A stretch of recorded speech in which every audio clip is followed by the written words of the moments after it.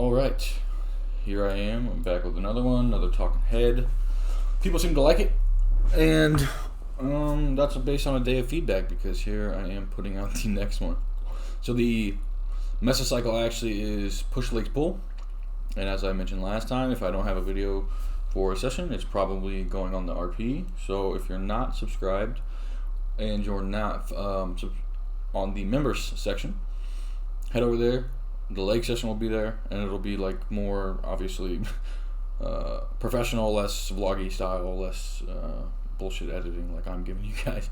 So we did pull. Started with deficit bent rows, 235 for working load. I believe Mike used the same working load as I did.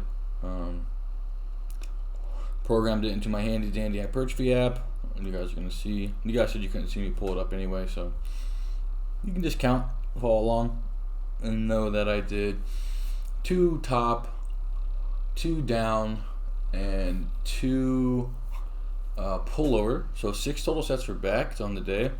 And this is my horizontal emphasis, and I've talked about this many times, but basically what I will do is I will do a vertical emphasis day, horizontal emphasis day. So this horizontal emphasis day is actually after my quad emphasis day. So if you're looking at that in the kind of bird's eye view, it looks like push, horizontal emphasis as you saw on the last video, legs, quad emphasis. And because we did quads and it wasn't hip hinging, it wasn't a hamstring emphasis day the day prior to this, then we went ahead and did our horizontal pulling now. Because if I did a bunch of hip hinging the day prior to this, it would be really difficult for me to stay in these positions, and that's a lot of erector work back to back. So I tend to put my rowing emphasis days after my quad emphasis days, and then my vertical pulling, where I'm doing pull-ups, assisted pull-ups, is after my hinging day. So this is a way to kind of make sure the fatigue on the week doesn't catch up way too fast. Make sure that you're not taxing the very same musculature over and over back-to-back sessions, because it can lead to some issues. But if you want to learn about programming, I'm going to be talking a lot about those in these, and hopefully a lot of these tips help you guys out. So use the down sets, 185, really trying to basically protract there at the end of the movement. So as I get close to the ground, I'm basically letting my shoulders go forward, but keeping my chest tall and keeping that nice lordotic posture for the lower back. Up next was the lat pullovers. Mike likes, well, I don't know if he likes this. I just know that he does them this way because I don't think he can grab the handle part. But we both like this machine quite a bit. It has a pretty decent force curve where the stretch is loaded really well. So that part right there where he's stretching back slowly, that's the part that we're really emphasizing on most of our exercises. Moving through that 400 motion, still trying to get a forceful concentric, but really emphasizing that deep stretch. And this machine seems to do a pretty fucking good job of that. So we went in the 10 to 20 rep range here for our lat pullovers.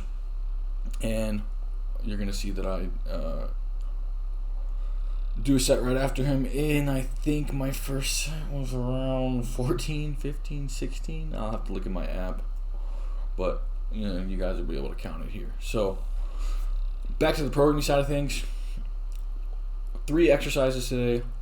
The sets will progress as the mesocycle goes on, depending on what the app says, depending on how I rated it with my pump, soreness, etc.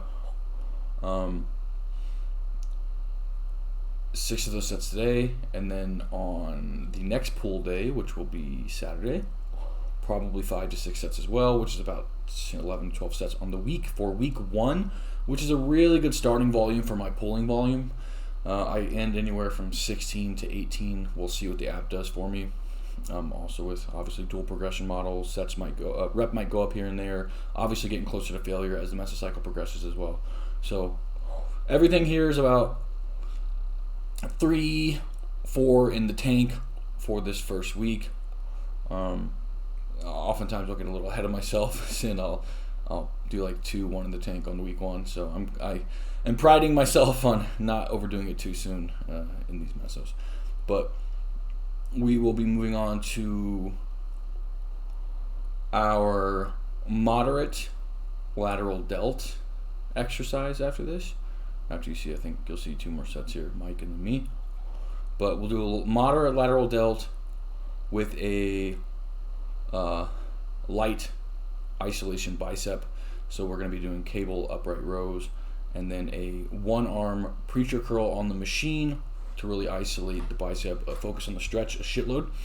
So that's the lateral delt bicep volume on the day for today. I actually did not record push today. The session just kind of sucked, and I split it up into AM PM, which I haven't been doing lately. So you won't see that one, and it's not going to be on the RP channel, so just so you guys know. But I will be getting our sessions recorded, don't worry. Tomorrow, I believe we have legs, and I will record that one because it's going to be a really good session with hip hinging. So the reason I say that is because today, as well as yesterday, which was this pulling session, we did lateral delts and biceps on both days. With that, you have to modulate the volume a little bit. So where I have a moderate and a light, I might have a moderate and a light alternating with the bicep lateral delt today. So today we did our free motion stuff, Y raises, free motion curls. Whereas on this pull session here yesterday, it was a little heavier compound, quote unquote, with the cable upright row. And upright row is pretty, hard, and the isolated bicep. 3 sets on the lateral delts today, 2 sets on this pull session, 2 sets on the biceps, and then alternated that for this push session we did today, which is not recorded. So 3 bicep, 2 lateral delts, and then the app will take care of the rest. I'm going to rate my proxy, my soreness, my pump, everything else, and it'll basically, okay, go up a set here, don't go up here, just move closer to failure here, blah blah. And that is how the app takes care of things. I know I talk about that shit all the time, but guys, it's an amazing app. Well, it's not just because I make money off of it. It is because me and a couple other people really sat down to make sure that this thing works as if a sports scientist is in there in the gym with you, asking you feedback.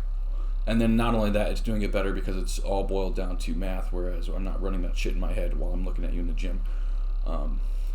It's honestly, if you haven't given it a try, give it a try. If you hate it, feel free to comment on these videos and say, hey, I fucking hated it. Screw you, you suck. But really, it's a really good app, and we have a lot of big things coming with it in the future. But yeah, I'm just really excited about the direction all this is heading. So you're gonna notice that me and Mike both, for these upright rows, get this shit as high as possible. If this does not hurt your shoulders, it's an absolutely fine thing to do. You're not gonna run into quote unquote impingement. Impingement is an acute state. That's like saying I have cut. No, you have a cut on your finger. You don't have cut. You can feel an impingement in your shoulder, which you don't actually know what it is. It could be just your shoulder's not good at moving in that position. You could have some sort of small tear. It just depends. And if you feel something negative, don't do it in that way. You can slightly lean forward, try it again. You can repress and retract the scapula. You can try it again. And at some point, I'm sure you're going to be able to get into a position where your shoulder does not hurt when you're doing an upright row. You should try it out. Upright row is an amazing fucking exercise, and they're not going to cause any fucking health issues. I've been doing upright rows for 14 years, this exact way, where I'm pulling basically to eye level, and I've had 0 shoulder issues. And that's largely due because due to the fact that we periodize everything. So I periodize all of my training. I make sure that I'm doing lower volume periods. Whenever I've ran way too many consecutive high volume mesocycles, I make sure that when I'm cutting my maximum recoverable volume and my minimum effective volume, that we're narrowing that gap a little bit. So you're starting slightly higher, ending slightly lower. And then when I'm massing, I'll have a little bit more wiggle room there, starting a little lower because you have food, so you can adapt better, and ending a little higher because you have food and you can adapt better and recover better. Just making sure that we're really utilizing specific periods in time for specific things, and not getting too caught up in, I always have to be massing, I always have to do high volume, I always have to be doing this, because that's how you spin your wheels. And you have to understand that taking a step away from the thing that you're trying to do, when it becomes stale, is actually better for you than just trying to really like bash your head against the wall and continue doing that thing. So with that said, it's just a really good way for you to mitigate any kind of overuse injuries. And that's a big reason why I think that we don't really have too many gym injuries when training this way. So I believe this is the last exercise on the day before I get a little bit of talking done in the car. But this is a quick video. Like I said, I'm going to be getting shit out to you guys. So I wanted to make sure that I did another one today.